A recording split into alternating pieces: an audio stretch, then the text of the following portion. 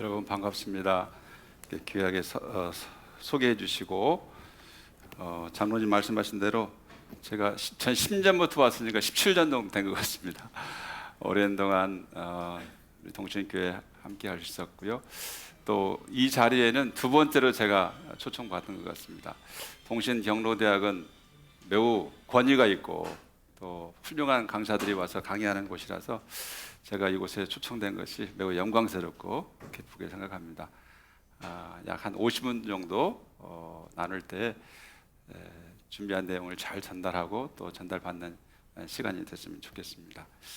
우선 여러분들 좀 머리를 식히는 또는 머리를 이렇게 좀 깨우는 의미에서 아재 개그를 한번 해보겠습니다.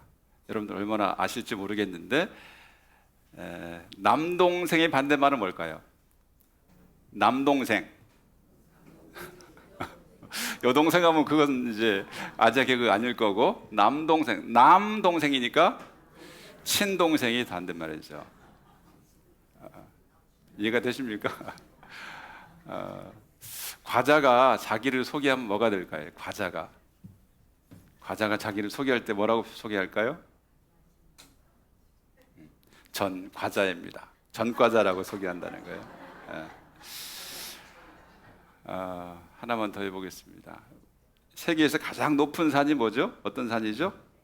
에베레스트 산에 올라가면, 정상에 올라가면 매우 춥다고 합니다. 왜 추울까요?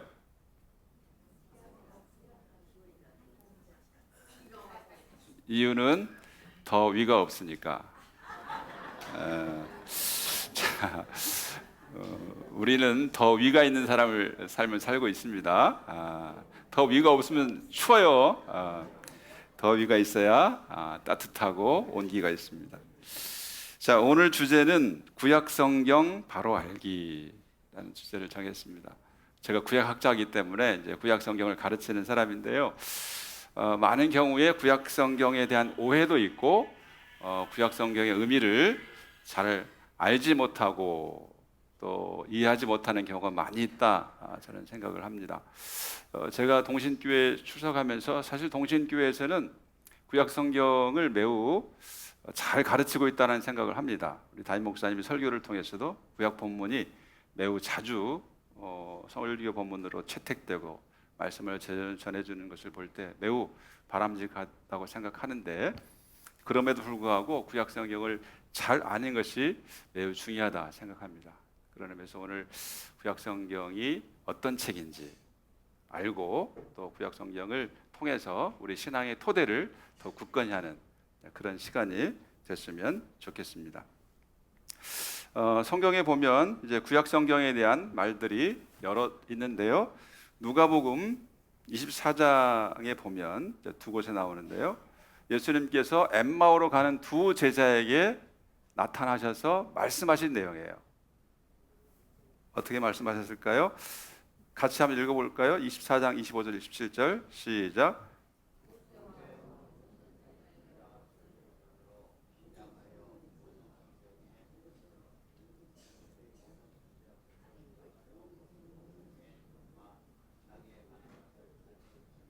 자, 잘 안 보이시죠? 자, 이경주 장로님의 큰 소리를 한번 대독해 보겠습니다.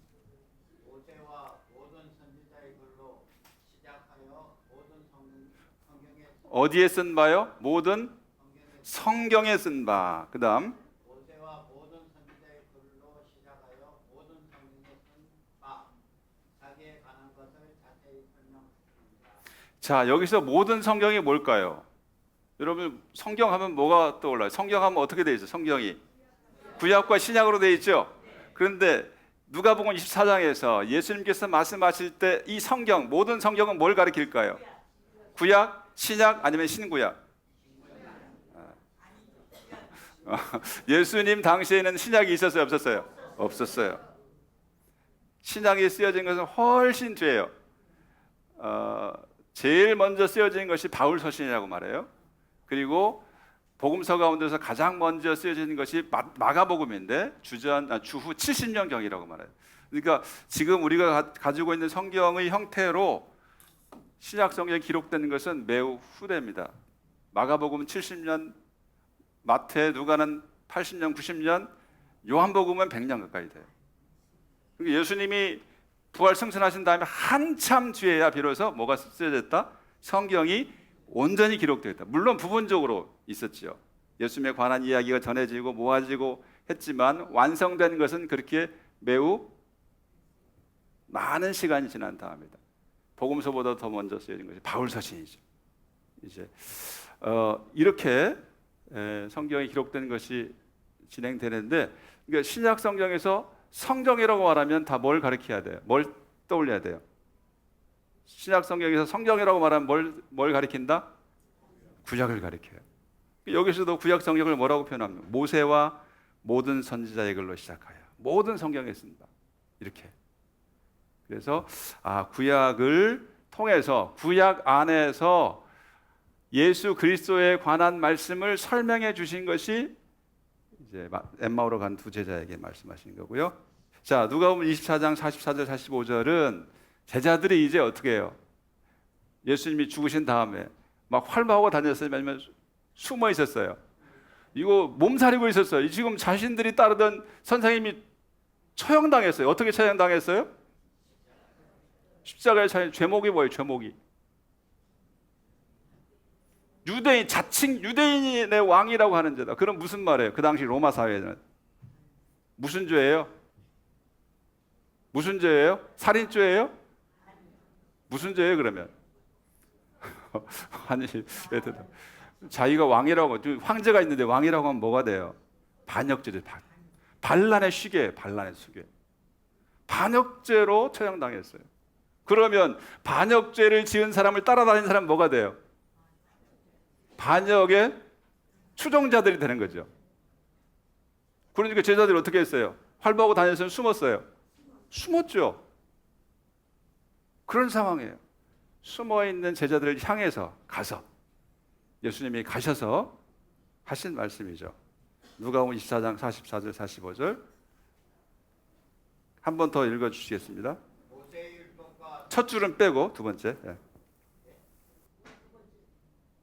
모세의 율법과 선지자의 글과 시편에 나를 가리켜 기록된 모든 것이 이루어져 하리라. 네, 거기까지. 모세의 율법과 선지자의 글과 시편, 이게 다 뭘 가리킨다?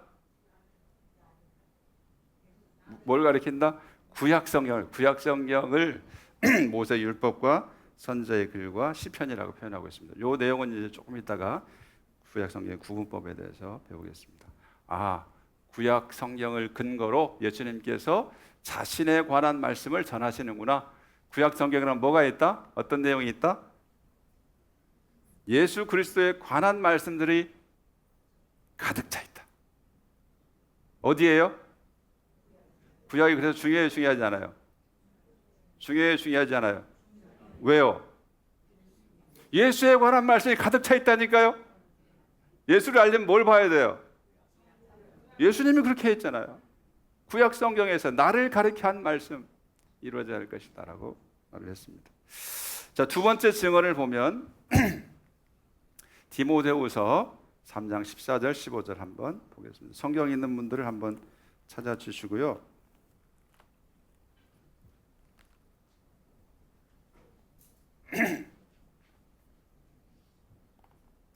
자, 오늘 이경준 장로님 저를 소개해 주셨으니까 끝까지 책임져 주세요.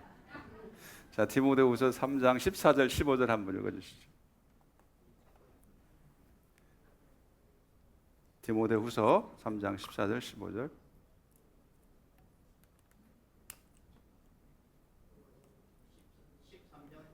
14절 15절 디모데후서 3장 디모데후서 3장 네.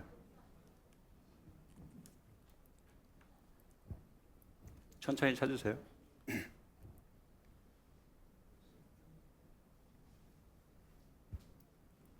디모데후서 3장 14절 15절 매우 중요한 구절이니까 여러분들이 뭐 이렇게 체크해 놓고 좀 잘 기억하시면 좋을 것 같습니다. 네. 그러나 너는 배우고 확신한 일에 거하라.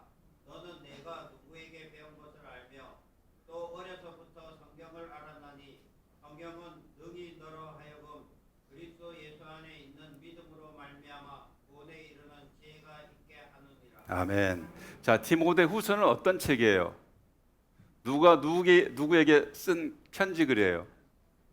바울이 누구한테? 디모데가 누구예요?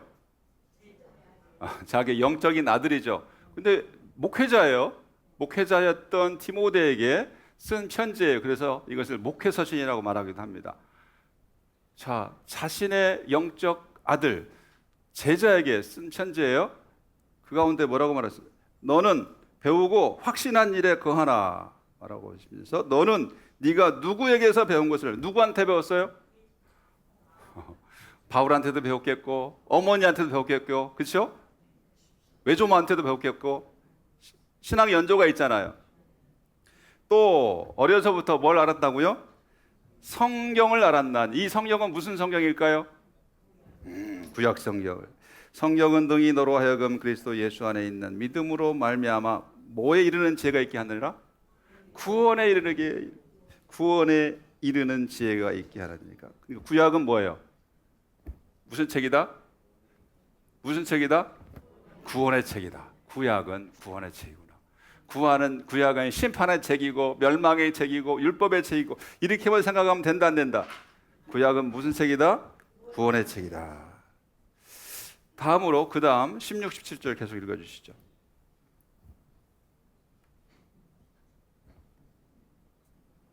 모든 성경은 하나님의 감동으로 된 것으로 교훈과 책망과 바르게 함과 의로 교육하기에 유익하니 이는 하나님의 사람으로 온전하게 하며 모든 선한 일을 행할 능력을 갖추게 하려 함이라. 아멘. 자, 이때 모든 성경도 어떤 책이다? 구약, 신약, 신구약. 구약, 1차적으로는 구약이에요. 모든 성경은 하나님의 감동으로 된 것으로 교훈과 책망과 바르게 함과 의로 교육하기에 유익하니. 이게 구약 성경의 효능감이에요. 효능감. 구약을 통해서 뭘 알 수 있어요? 거룩이 무엇인지를 알 수 있어요. 성화가 무엇인지를 알 수 있어요. 그러니까 구약 성경을 통해서 뭘 알 수 있다? 구원의 길을 알 수 있고 또 뭘 알 수 있어요? 거룩의 방식을 알 수 있다. 중요하지 않아요? 중요합니까? 중요하지 않습니까? 대답을 좀 하세요. 그래야 제가 중요합니까? 중요하지 않습니까? 매우 중요하죠. 이게 신약도 확장해서 이해할 수 있죠. 이 내용이 신약에도 동일하게 적용할 수 있어요. 그렇지만 문자적으로 말하면 1차적으로 바울이 디모데에게 쓸 때는 뭘 가리킨 거다? 구약을 가리킨 거다. 이것을 알 필요가 있는 거죠. 자, 그런 의미에서 이제 구약 성경에 대한 증언들을 크게 두 가지로 생각해 봤고요. 자, 이제부터는 구약 성경의 구분을 살펴보겠습니다. 구약 성경이 몇 권으로 되어 있습니까? 몇 권이요? 39권. 신약은? 그래서 몇 권이에요, 전체가? 훌륭합니다. 우리 동신교회 경로대학 오신 분들은 기본적으로 성경이 몇 권인지는 알고 계셔야 되죠. 그렇죠? 구약이 39권, 신약이 27권, 그래서 66권이다. 근데 그 구약의 39권을 어떻게 나눌 것인가? 구분법이 두 가지가 있습니다. 첫 번째로는 히브리어 성경에 따르는 구분법이에요. 무슨 성경이요? 구약 성경은 본래 무슨 언어로 기록되어 있어요? 히브리어로 기록되어 있죠. 물론 아람어 본문도 있지만 대부분이 히브리어로 기록되어 있어요. 그래서 히브리어 성경이라고 말하기도 합니다. 자, 그래서 히브리어 성경을 따르는 구분법이 있고, 그러면 다른 법이 또 있나? 또 하나는 어떤 법이요? 헬라어 성경을 따르는 구분법이 있습니다. 구약을 구분하는 방법에는 몇 가지가 있다? 두 가지가 있다. 하나는 뭐예요? 히브리어 성경을 따르는 구분법. 또 하나는 헬라어 성경을 따르는 구분법. 히브리어 성경을 따르면 어떻게 몇 부분으로 나눌 수 있다? 세 부분으로, 3분법. 헬라어 성경을 따르면 4분법이다. 이제 이해되셨죠? 3분법과 4분. 똑같은 구약 성경인데 3분법이 있을 수 있고 4분법이 있을 수 있다. 우선 그렇게 이해하시고, 그러면 3분법은 뭔지를 생각해 보세요. 3분법으로 나누면 이렇게 나눕니다. 한번 따라서 하겠습니다. 율법서, 예언서. 이건 많이 들어봤죠? 근데 성문서 많이 들어본 말이에요? 처음 듣는 말이에요? 많이 듣지 못한 말이죠. 처음 듣는 분도 많이 계실 거예요. 이 성이란 말은 거룩한 뜻, 거룩한 문서다, 이런 명칭입니다. 히브리어로 보면 이렇게 세 부분으로 나눌 수 있는데요. 율법서 안에는 어떤 책들이 있냐면 여러분 잘 아시는 대로 창세기, 출애굽기, 레위기, 민수기, 신명기, 이걸 보통 뭐라고 말합니까? 5권의 책이라고 해서 오경이다, 또는 모세가 지은 책이라고 해서 모세 오경이다, 이런 말을 쓰잖아요. 예. 이걸 히브리어로 하면 토라라고 합니다. 토라. 한번 따라서 하겠습니다. 토라가 율법이란 말이고 율법서를 가리키는 말입니다. 이렇게 5권이 있어요. 자, 이건 여러분들이 뭐 알기 어렵지 않죠? 자, 두 번째는 예언서가 있습니다. 여러분들 예언서하면 어떤 책들이 떠오릅니까? 잘 아시는 대로. 우리 최상원 장로님, 예언서하면 어떤 책들이 떠오릅니까? 예언서. 최상원 장로님. 예언서하면 어떤 책이 떠올라요? 뭐가 있어요? 하나만 예를 들어보세요. 어떤 책이 있어요? 예? 어떤 책이 있어요? 여기 뭐 이사야도 있고, 그렇죠? 예레미야도 있고, 에스겔도 있고, 이게 수많은 사람들이 있죠. 그런데 히브리어 성경을 따른다면 예언서에 뭐가 있어요? 여호수아, 사사기, 사무엘, 열왕기가 있다. 우리가 그냥 보통은 여호수아, 사사기, 사무엘, 열왕기를 어떤 책이라고 알고 있어요? 예언서라고 알고 있어요? 역사서라고 알고 있어요? 역사서로 알고 있죠, 기본적으로는. 그런데 히브리어로 보니까 예언서래요. 야, 그렇구나. 저게 왜 예언서가 되나? 자, 여러분들이 이렇게 이런 이 범주를 알면 책의 성격을 알 수 있고, 좀 뭔가 책을 읽을 때 전이해를 할 수 있어요. 여러분들 그 어떤 책을 읽을 때 아무런 전이해가 없으면 그 책을 끝까지 읽어와야 알잖아요. 그런데 미리 알고 있으면 훨씬 쉽죠. 여러분들 댁에서 TV 보시죠? 요즘 TV는 채널이 많죠. 주로 어떤 채널 보세요, 우리 권사님들? 뭐 CTS, CBS 또 볼 수도 있지만 드라마 채널도 있고, 그렇죠? TVN 드라마 채널도 있고, 스포츠 채널도 있고, 뉴스 채널도 있고. 딱 보면 알죠? 야, 이게 뉴스 채널인지, 이게 스포츠 채널인지, 이게 드라마 채널인지, 이게 영화 채널인지. 그게 장르죠, 장르. 성경도 책의 성격이 있단 말이죠. 그런데 여호수아, 사사기, 사무엘, 열왕기를 역사서가 아니고 뭐로 본다? 예언서로 본다. 이거 특별한 거죠. 그렇구나. 예언서로 볼 수도 있겠구나. 그래서 삼분법으로 보면 이걸 전기 예언서, 그리고 여기를 후기 예언서라고 말합니다. 전기, 후기다. 사분법에서는 예언서가 어떻게 분류되냐면 대예언서와 소예언서로 구분돼요. 대와 소는 뭐예요? 크다고 작다고, 그런 말이죠. 분량이 많은 큰 책들은 대예언서, 분량이 작은 책들, 적은 책들은 소예언서라고 분류되는데요. 이게 사분법에 의한 것인데, 삼분법에서는 시기로, 전기와 후기로. 요즘 뭐 전기대학, 후기대학이 없지만 여러분들 전기대학, 후기대학 아시죠? 그래요. 혹시 여러분 가운데 전기대학, 후기대학 구분이 있을 때 나오신지는 모르겠지만 어쨌든 시기별로 이렇게 구분하고 있습니다. 자, 삼분법으로 보면 이렇게 예언서를 두 부분으로 전기 예언서, 후기 예언서로 나누고, 각각이 몇 권이 있습니까? 하나, 둘, 셋, 넷. 하나, 둘, 셋, 넷. 히브리어 성경 삼분법으로 보면 예언서가 전기와 후기로 나눠져 있고 각각 몇 권으로 되어 있다? 4권씩 되어 있다. 아니 사무엘서는 상하 아닙니까? 열왕기 상하 아닙니까? 12소연서는 12권 아닙니까? 이렇게 질문할 수도 있죠. 그렇게 구분할 수도 있지만 히브리어 성경에서는 이것을 한 권으로 주고, 본래 사무엘서는 몇 권이었다? 한 권이었다. 편의상 2권으로 나누는 거예요. 열왕기도 몇 권이었다? 한 권이었다. 12소연서도 몇 권으로 볼 수 있다? 한 권으로 볼 수 있다. 그러니까 이렇게 책 내용은 똑같지만 책을 카운트하는 방식이 다를 수 있다라는 거 한번 기억하시고, 뭐 매우 쉬워요. 율법서가 5권이 있고 예언서는 전기와 후기로 나누고 몇 권씩 있다? 4권씩 있다. 자, 그런 다음에 마지막 성문서, 거룩한 문서는 율법서와 예언서에 들지 않은 모든 책들을 모아놓은 책이다 이렇게 생각합니다. 그래서 여기 보면 시편, 욥기, 잠언, 룻기, 아가, 전도서, 예가, 에스더, 다니엘, 에스라, 느헤미야, 역대기 이렇게 되어 있어요. 여기서도 에스라, 느헤미야 이렇게 하이픈으로 연결한 것은 에스라와 느헤미야서가 몇 권이었다? 2권이었다? 1권이었다? 1권이었다. 잘 보세요. 에스라, 느헤미야를 2권으로 볼 때와 1권으로 볼 때가 좀 다를 수 있는데 1권으로 보는 게 훨씬 더 에스라, 느헤미야를 이해하는 데 좋습니다. 그 다음에 역대기도 몇 권이었다? 1권이었다. 그래서 성문서에는 총 몇 권이에요? 11권. 그러면 히브리어 성경으로 따지면 구약 성경이 몇 권일까요? 자, 39에서 빼보겠습니다. 여기 1권이 빠지죠? 계산해 보세요. 이경주 장로님. 2권 빠졌죠?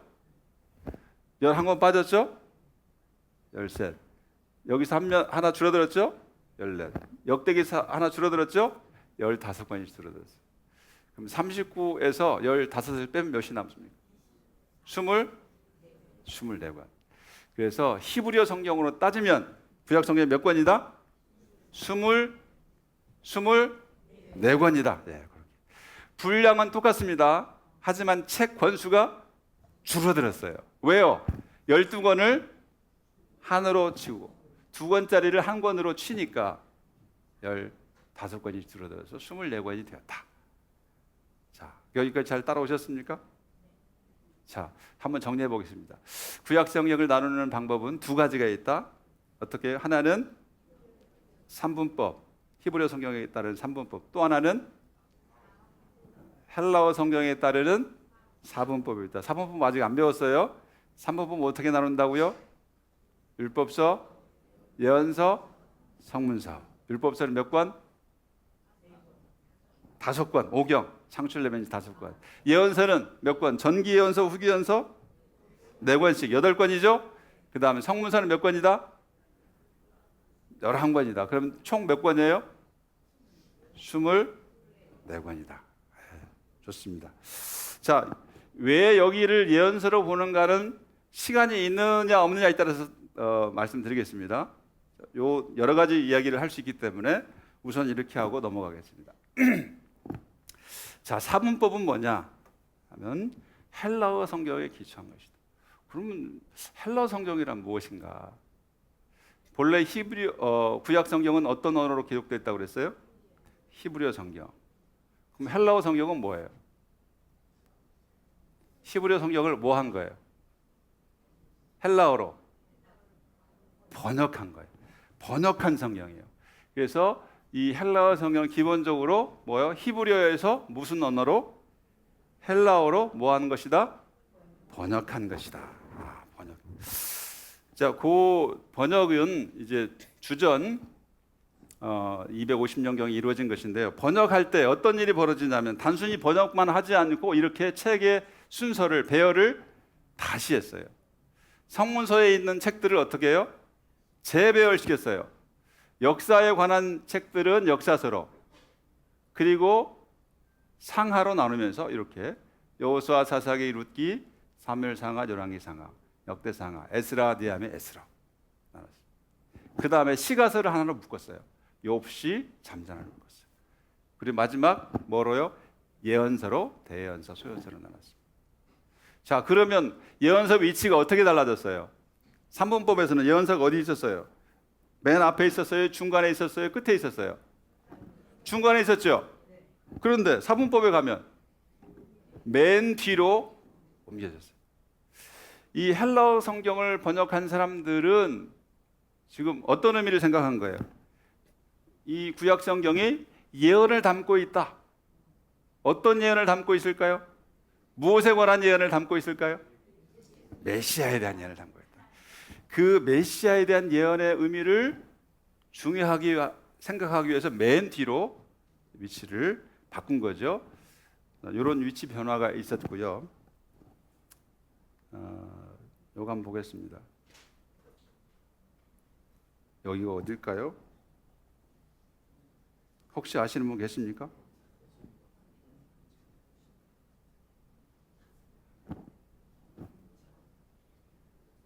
이런 그림 봐보셨어요? 여기가 뭐가 있어요? 여기에 읽을 수 있어요?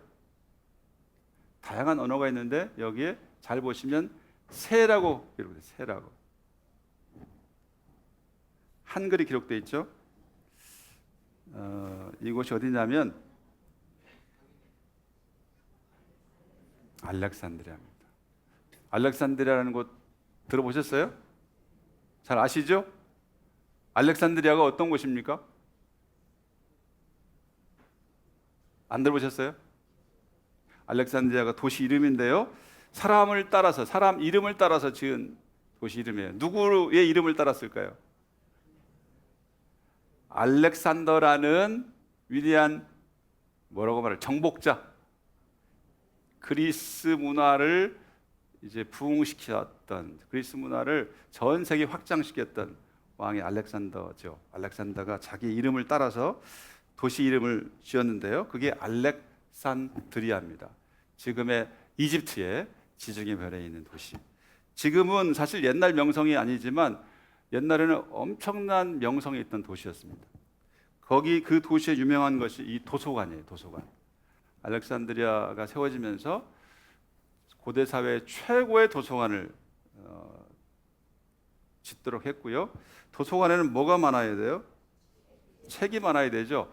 그래서 프톨레미 2세라는 사람, 여기 보면 이게 프톨레미 2세의 입상인데요. 프톨레미 2세가 유대인들이 가지고 있는 성경을 뭐로 바꾸라? 헬라어로 바꾸라. 이런 명령을 해서 헬라어로 번역된 것이 70인경입니다. 그 이름을 왜 70인경이라고 했느냐 하면 번역자들의 숫자가 몇 명이다? 72명이었다고 그래요. 12지파에서 6명씩 뽑으니까 72명이죠. 그런데 72라는 숫자를 계속 말하면 너무 복잡하죠. 그래서 우수리 숫자를 삭제하고 이제 70명이라고 약칭해서 쓰게 되어서 70인경이라는 말을 쓰게 됐는데요. 헬라어 성경을 가리킵니다. 이 헬라어 성경에는 우리가 가지고 있지 않은 뭐가 포함되어 있어요? 외경이 포함되어 있습니다. 어떤 책들이 있느냐? 토비서, 유디서, 에스더 첨가서, 솔로몬의 지혜서, 집회서, 바룩서, 여기 다니엘서에 포함된 이야기들, 마카비 1서, 2서 이런 책들이 포함되어 있어요. 이런 책들이 언제까지 우리 성경에 있었을까요? 이게 중세를 지나서 종교개혁 하기 직전까지. 마틴 루터가 종교개혁을 한 거 잘 아시죠? 왜 마틴 루터가 종교개혁을 했습니까? 뭐 때문에? 이유 없이 했어요? 당시 가톨릭 교회가 어떤 잘못을 저지르고 있었어요? 면죄부 또는 면벌부를 팔았죠. 왜 팔았어요? 그냥 팔았어요?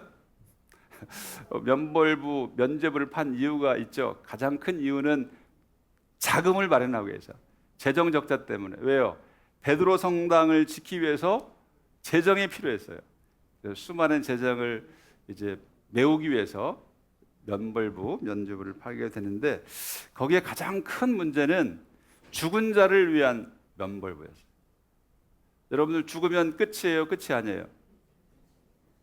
죽으면 끝이에요, 끝이 아니에요? 자, 이게 우리 개신교와 카톨릭에 매우 큰 차이가 있어요. 카톨릭은 뭘 믿습니까? 천국과 지옥만이 아니고 뭐가 있다? 뭐가 있어요? 연옥은 뭐예요? 천국도 아니고 지옥도 아닌 뭐가 있어요? 중간지대. 어떻다는 거예요, 그러면? 아직 확정되지 않은 거죠. 이리 갈 수도 있고 저리 갈 수도 있는 그런 가능성이 열려 있는 것이죠. 우리는 죽으면 어디로 가요? 천국 가든지 지옥 가든지 둘 중에 하나죠. 같아요, 달라요? 다르죠. 그렇게 미결수와 같은 사람들을 위해서 뭘 사면, 면벌부 또는 면죄부를 사면 뭐가 된다는 거예요? 그들의 영혼이 어디로 간다? 천국으로 간다. 그럼 사겠어요, 안 사겠어요? 여러분들의 부모를 위해서, 친척을 위해서 가장 크게 효도할 수 있는 방법은 뭐다? 면벌부를 사는 거예요. 그럼 그들의 영혼을 구원하는 거예요. 그러면 자손으로서 할만하겠죠? 그렇게 설명했어요. 그러한 모습을 루터는 볼 수가 없었죠. 이건 성경에 어긋나는 것이다. 성경적이지 않다라고 주장하고 종교개혁을 하게 되는데요. 그러한 근거를 어디에서 찾을 수 있다? 이 외경에서 찾을 수 있는 거예요. 그래서 루터는 외경은 우리가 읽어서 신앙에 유익은 줄 수 있지만 신앙의 토대는 될 수 없다. 기준이 될 수 없다. 그때부터 갈라지는 거예요. 그때부터 가톨릭과 개신교가 갈라졌어요. 성경이 갈라졌어요. 그래서 우리는 지금 39권의 성경을 가지고 있잖아요. 구약 성경이. 가톨릭은 늘어납니다. 15권에서 3권은 빠지고요. 12권에서 하나, 둘, 여기 3권이 5권이 줄어서 총 7권이 더 늘어납니다. 가톨릭은 구약 성경이 몇 권이다? 46권이에요. 우리보다 7권이 더 많아요. 잘 알고 계셨죠? 몰랐습니까?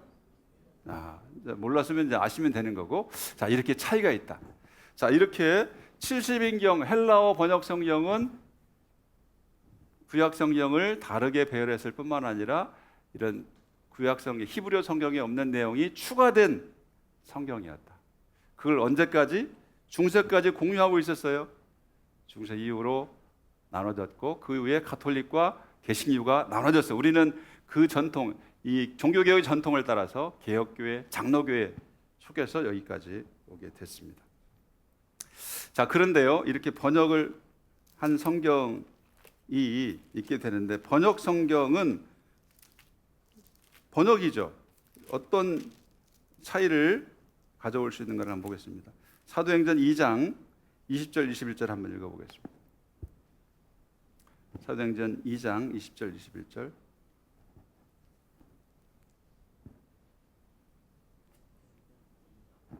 사도행전 2장 20절 21절. 자, 최상원 장로님 읽으실 수 있어요? 사도행전 2장 20절 21절.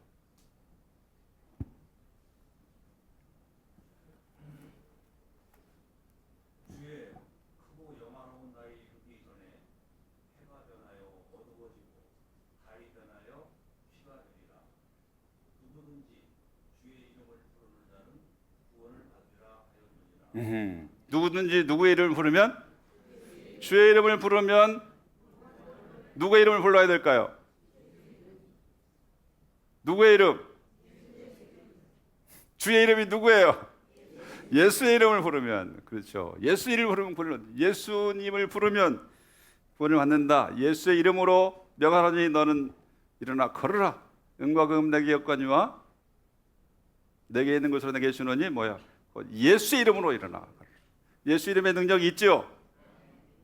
자, 그런데 이게 오순절 성령 강림의 베드로의 설교예요. 그냥 설교한 것이 아니고 구약성을 인용한 겁니다. 요엘서 말씀을 인용한 거예요. 요엘서 2장을 한번 보겠습니다.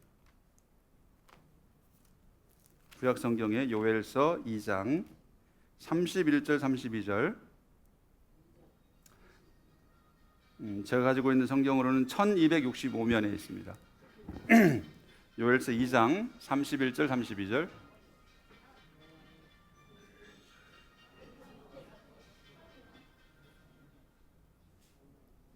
최상권 장로님 찾으셨어요? 요엘서 2장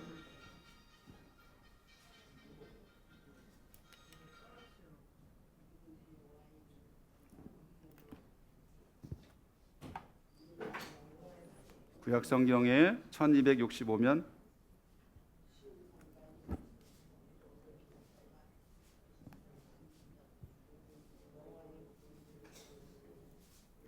찾으셨어요? 같이 한번 읽을까요, 그러면? 자, 같이 한번 읽겠습니다. 시작. 여호와의 크고 두려운 날이 이르기 전에 해가 어두워지고 달이 핏빛같이 변하려니와 누구든지 누구의 이름을 불러야 된다고요? 여호와의 이름을 불러야 된다. 지금 베드로는 요엘서를 인용했는데 구약을 보니까 여호와 이름이라고 돼 있는데 신약은 주의 이름이라고 돼 있어요. 왜 이런 차이가 있을까요? 첫 번째 질문, 여호와의 이름이란 말과 주의 이름은 같은 거예요, 다른 거예요? 같은 거예요, 다른 거예요? 뭐예요 지금? 좋아요. 자, 같을 수도 있고 다를 수도 있겠죠. 우선 왜 이런 차이가 생겨나는가 알아야 돼요. 자, 구약 성경은 뭐가 있다? 히브리어 성경과 뭐가 있다? 헬라어 성경이 있다고 그랬죠? 헬라어로 번역할 때 중요한 원칙 중에 하나는 구약 성경에 나오는 하나님의 이름, 하나님 이름이 뭐예요?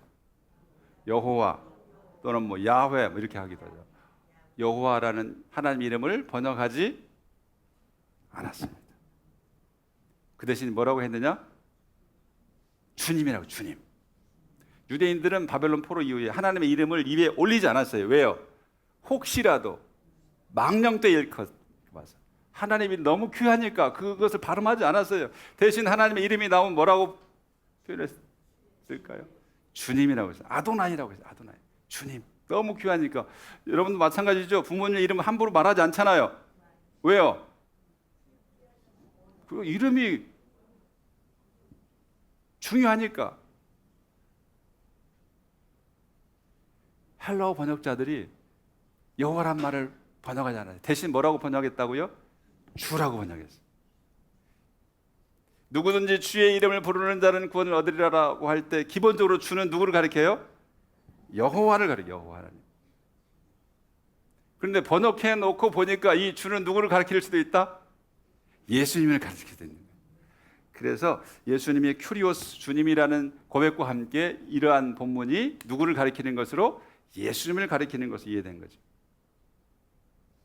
사실 그래서 뭐가 중요하냐면 삼위일체 교리가 중요해요. 삼위일체가 뭐예요? 성부 하나님, 성자 하나님, 성령 하나님이 몇 분이다? 한 분이다. 이건 참 산수도 이렇게 못할 수가 있어요? 어떻게 성부, 성자, 성령을 더하면 어떻게 하나가 돼요? 야, 이게 신비스러운 교리죠. 그러니까 성부 하나님과 성자 하나님과 성령 하나님은 어떻다? 같다는, 본질에서 같다라는 거예요. 그러니까 성부 하나님을 부르나 성자 하나님을 부르나 성령 하나님을 부르나 달라요, 같아요? 같죠. 그러니까 여호와의 이름을 부르는 자는 구원을 얻으리라는 말, 주의 이름을 부르는 자는 구원을 얻는다는 말 같아요, 달라요? 놀랍지 않습니까? 근데 뭘 통해서 그것을 알 수 있어요? 무슨 성경으로? 헬라어 성경을 통해서 알 수 있다. 자, 그러니까 여러분들 구약 성경이 크게 어떻게 나눌 수 있다? 3분법과 4분법으로 나눌 수 있고 그 근거는 뭐다? 히브리어 성경과 헬라어 성경인데 헬라어 성경으로 번역된 이 성경의 의미가 크다, 적다? 크다, 적다? 크게 대답해 보세요. 우리 담임 목사님 오셨는데 크다, 적다? 제대로 공부하셔야 될 거 아니에요. 헬라어로 번역된 성경의 의미가 크다, 적다? 크다. 할렐루야. 자, 이사야 6장 한번 보겠습니다. 이사야 6장 9절 10절. 이사야 6장 9절과 10절 한번 찾을 수 있는 분들은 찾아서 한번 읽도록 하겠습니다. 자, 최상원 장로님 찾을 수 있어요? 이사야 6장 9절 10절. 자, 이사야 6장은 이사야가 소명받는 장면이에요. 누가 우리를 위하여 갈고 하니까 이사야가 뭐라고 했어요? 내가 여기 있나이다. 나를 보내소서. 이렇게 하나님께서 자신이 보낼 자를 찾을 때 이사야가 그렇게 적극적으로 대답했어요. 나를 보내서 하니까 하나님께서 9절 한번 읽어주시죠. 여호와께서 이르시되 가서 이 백성의 이르기를 너희가 듣기는 들어도 깨닫지 못할 것이요 보기는 보아도 알지 못하리라. 자, 어떻게 해요? 듣기는 들어도 보기는 보아도 이렇게 전하라는 거예요. 여러분, 오늘 듣기는 들어도 보기는 보아도 그런 말 들으면 어떠 기분 좋을까 안 좋을 것 같아? 안 좋겠죠. 지금 보니까 듣기는 들어도 깨닫지도 못하고 보기는 보아도 알지 못하는 것 같은데요. 그 말씀을 들으라는 거예요. 제가 오늘 오면서 하나님께 주신 말씀이 경로대학 가면은 이 강의를 해도 잘 못 들을 거야. 도대체 어려워가지고 깨닫지도 못하고 멍하고 있을 거야. 라는 응답을 받지 않았어요, 저는. 여러분들은 들을 때 깨달아지고 제가 전한 말씀을 똑바로 보고 알 것이라는 확신을 가지고 왔는데 이사야는 정반대의 식 말씀을 받은 거예요. 다 10절 읽어주세요. 이 백성의 마음을 분하게 하며 그들의 귀가 막히고 그들의 눈이 감기게 하며 뭐라고요? 이 백성의 마음을 어떻게 하라고요? 둔하게 하고 그들의 귀가 그들의 눈이 야, 제가 지금 그렇게 합니까, 여러분들? 여러분들 마음을 둔하게 하고 귀를 막히게 하고 눈이 감기게 하고 있습니까? 아니죠. 이사야에게는 그렇게 하라는 거예요. 그럼 어떻게 되는 거예요? 귀가 막히고 눈이 감기고 마음이 둔하면 결국은 뭐가 돼요? 백성들이 구원받을까요? 멸망할까요? 심판당하겠죠. 제가 이러한 사명을 받았다면 하나님, 저는 못합니다. 동신교회 성도님들 얼마나 귀한 분들인데, 동신교회 경로대학 오신 분들이 동신교회 역사이고 동신교회 자산이고 신앙의 산증인인데 저분들에게 귀가 막히게 하고 마음을 둔하게 하고 눈을 멀게 할 수 없습니다. 저는 거부할 것 같아요. 참 어려운 말씀이죠.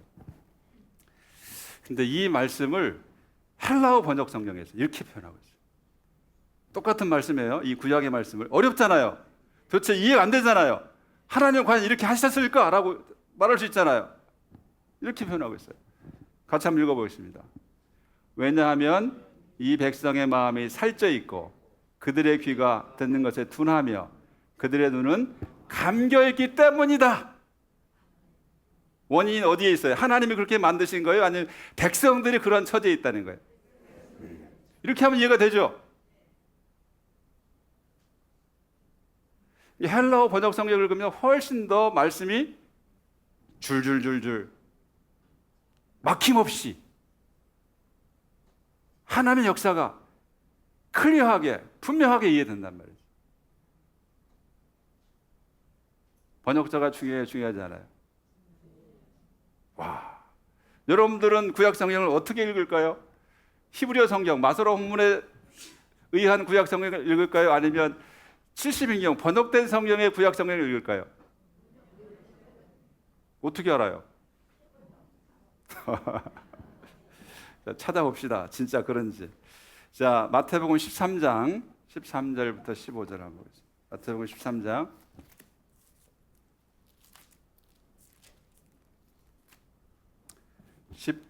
13절부터 15절. 자, 성경이 있는 분 한번 찾아보세요. 자, 우리 여자 성도님들만 한번 읽겠습니다. 여자 성도. 읽으면서 이 구약이 인용이 되는데 히브리어 성경을 인용할까? 아니면 헬라어 성경을 인용할까를 생각하면서 읽어보시기 바랍니다. 여자 성도님들만 13절 15부터 15절 시작.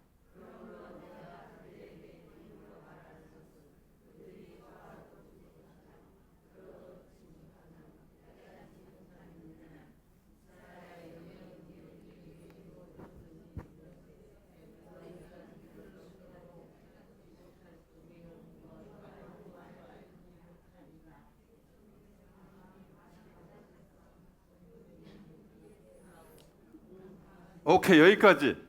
자, 이 마태복음에서는 이사야 6장 말씀을 인용하면서 히브리어 성경 전통을 인용할까요? 아니면 헬라어 성경? 뭘 보고 알 수 있어요? 이 백성들의 마음이 완악하여져서 그 귀는 듣기에 둔하고 눈은 감았으니. 누구 때문이다?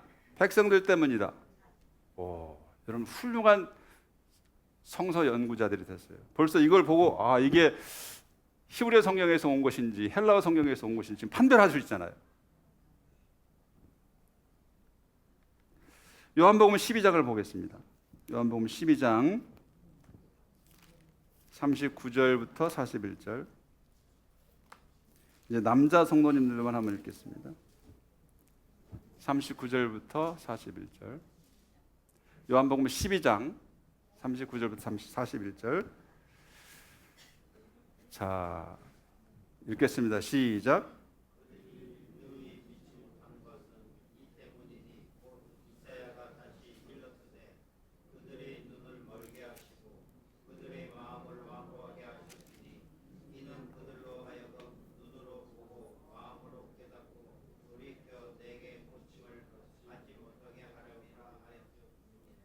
자, 이건 뭐 히브리어 성경 전통이에요? 헬라어 성경 전통이에요? 눈을 멀게 하고 마음을 완고하게 하셨으니. 누가요? 그럼 뭐예요? 어떤 전통을 따른 거예요? 히브리어 성경 아니면 헬라어 성경? 히브리어 성경을 따른. 여기는 하나님이 그렇게 만드셨다는 거예요. 그들이 믿지 못하고 깨닫지 못한 것은 하나님이 그렇게 멀게 하시고 둔하게 하셨기 때문이다 라고 말하고 있잖아요. 사도행전 28장을 보겠습니다. 바울이 이제 복음을 전할 때 이런 일이 벌어집니다. 23절부터 보겠습니다. 23절부터 저와 여러분이 한 절씩 교독하겠습니다. 제가 먼저 읽겠습니다. 사도행전 28장 23절입니다. 그들이 날짜를 정하고 그가 유숙하는 집에 많이 오니 바울이 아침부터 저녁까지 강론하여 하나님의 나라를 증언하고 모세의 율법과 선지자의 말을 가지고 예수에 대하여 권하더라.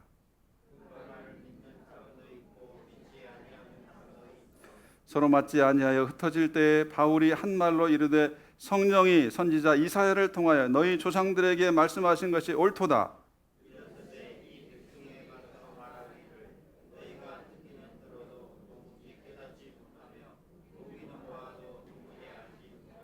같이 읽겠습니다. 이 백성들의 마음이 우둔하여져서 그 귀로는 둔하게 듣고 그 눈은 감았으니 이는 눈으로 보고 귀로 듣고 마음으로 깨달아 돌아오면 내가 고쳐줄까 함이라 하였으니.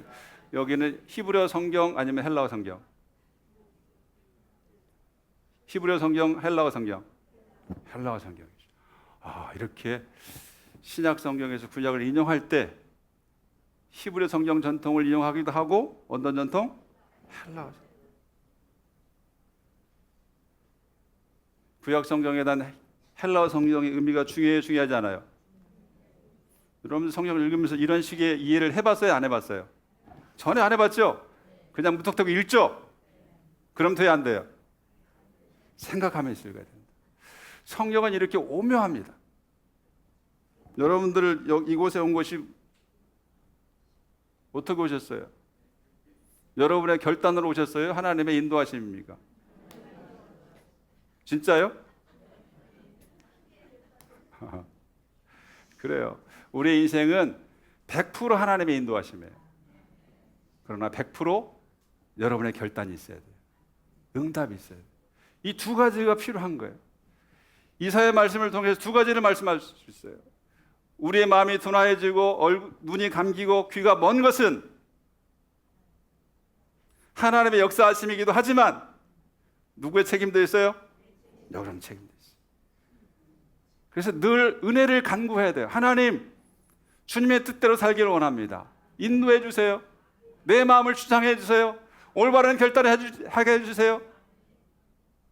그래야 올바른 길로 가죠. 이 두 가지 방식, 삶의 방식을 성경은 보여주고 있어요. 자, 그래서 하나님께서는 우리에게 원하시는 삶이 천국의 서기관으로서의 삶이다라고 결론을 말씀드립니다. 마태복음 13장 51절 52절 한번 같이 읽겠습니다. 예수님께서 제자들에게 하신 말씀인데요, 이 말씀은 우리 모두에게 하신 말씀이라고 생각됩니다. 여러분들이 수동적으로 듣기만 하지 않고 말씀을 사모하고 연구하고 묵상하고 말씀과 함께 하시길 바랍니다. 51절 52절 같이 읽겠습니다. 시작. 이 모든 것을 깨달았느냐 하시니 대답하되 그러하오이다. 예수께서 이르시되 그러므로 천국에 지자된 서기관마다 마치 새 것과 옛 것을 그 곳간에서 내오는 집주인과 같으니라. 아멘. 뭐라고요? 뭐가 같다고요? 집주인과 같다. 어떤 집주인? 곳간에서 내온대요. 뭘 내와요? 새 것과 옛 것이 뭘까요? 다양하게 생각할 수 있겠죠. 가장 쉽게는 구약과 신약. 우리를 뭐라고 말하고 있어요? 하나님께서? 예수님께서 천국의 서기관이래요. 서기관이 뭐예요? 서기관은 고위직이에요. 우리나라 공무원 직급으로 몇 급입니까? 최상원 장로님. 서기관 하면. 행정고시 합격하면 뭐예요? 사무관이죠. 5급이고 서기관은 4급이에요. 4급이면 굉장히 높은 직급이죠. 과장급 정도. 본래 서기관은 그렇게 행정관료였어요. 근데 에스라 시대 이후로 서기관은 뭐가 됐어요? 율법 연구가가 됐어요. 그래서 예수님 당시에 율법 학자들, 서기관들이 매우 그렇게 예수님과 논쟁을 많이 벌였죠. 벌였지만 예수님께서는 우리에게 천국의 서기관이 되라고 말씀 연구가가 되라. 구약과 신약을 통달하는 사람이 되라고. 아까 우리 함께 나눌 말씀이면 주의 말씀은 내 발의 등이요. 어두운 세상, 혼란한 세상, 정말 어디로 가야 될지 모르는 뭐 AI가 와가지고 지금 온통 세상을 뒤덮고 있잖아요. 어떻게 살 거예요? 여러분의 빛이 뭐예요? 등불이 뭐예요? 하나님의 말씀이죠. 서기관으로서 살아라. 천국의 서기관으로서. 그래서 구약과 신약을 올바로 알고, 오늘 어떻게 구약에 대한 좀 이해가 깊어졌습니까? 좁아졌습니까? 할렐루야. 하나님께서 여러분들에게 은혜 주셔서 깨닫게 하셨을 줄 믿고요. 앞으로도 말씀과 함께 살아감으로 등불과 빛이 되고 또 우리의 생명의 양식이 되고 우리에게 지혜가 되는 그런 말씀과 함께하는 삶이 넘치기를 바랍니다. 기도하겠습니다. 하나님 감사합니다.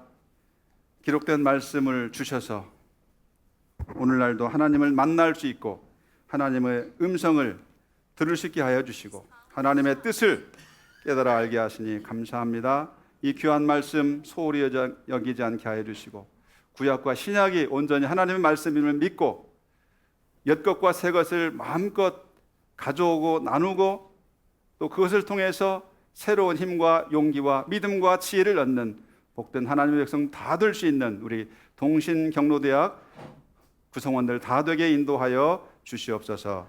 감사드리며 예수님의 이름으로 기도합니다.